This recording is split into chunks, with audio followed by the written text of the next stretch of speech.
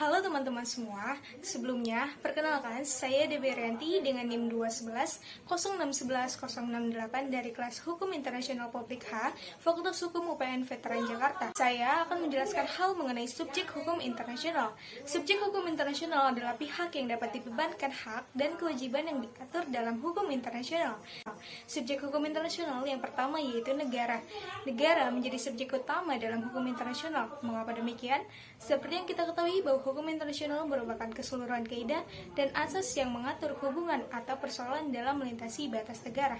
Lalu, negara yang seperti apa yang disebut sebagai subjek hukum internasional? Negara disebut sebagai subjek hukum internasional apabila telah memenuhi 4 unsur dalam Konvensi Montevideo 1993. Pertama, harus memiliki wilayah. Kedua, harus memiliki yang namanya penduduk. Ketiga, harus memiliki pemerintahan yang berdaulat. Dan yang terakhir, adanya pengakuan dari negara lain baik secara de jure maupun secara de facto. Lanjut mengenai organisasi internasional. Organisasi internasional adalah perhimpunan negara-negara merdeka yang berdaulat dan mempunyai tujuan tertentu. Organisasi internasional mempunyai hak dan kewajiban yang ditetapkan dalam konvensi-konvensi internasional seperti PBB, OPEC, APEC, dan ASEAN.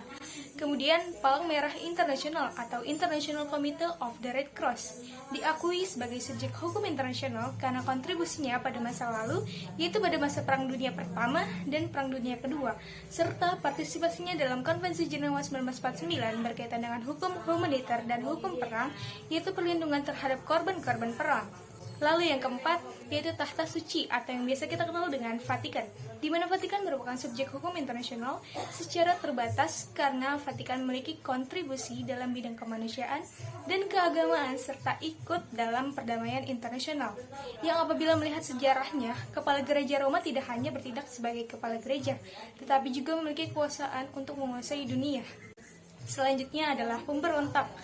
Pasti kalian mengira bahwa pemberontak seperti halnya bajak laut dan sebagainya. Tapi bukan seperti itu, teman-teman. Pemberontak di sini bisa kita sebut dengan insurgensi dan beligerensi, di mana dalam insurgensi sendiri merupakan suatu kualifikasi pemberontak dalam suatu negara, namun secara de facto belum mencapai tingkat keteraturan sebagai organisasi terpadu dalam melakukan perlawanan.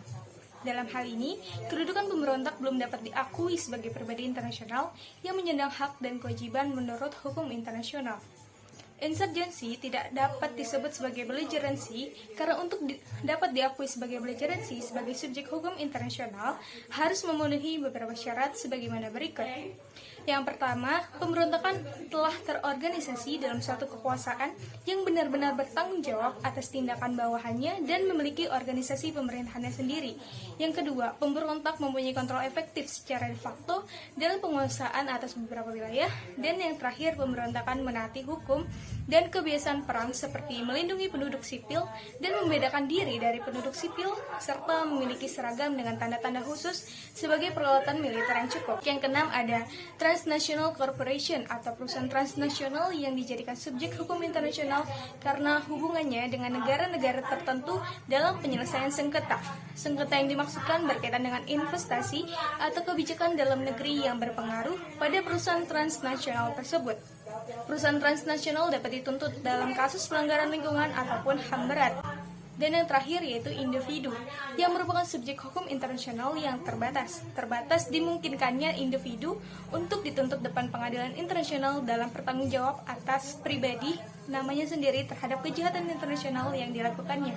Menurut ICSID 1965, khususnya dituntut dalam masalah penanaman modal asing, individu biasanya menjadi subjek hukum internasional yang tidak secara langsung karena hubungan individu dengan hukum internasional melalui negara, di mana individu tersebut menjadi warga negara. Sekian yang dapat saya sampaikan. Terima kasih.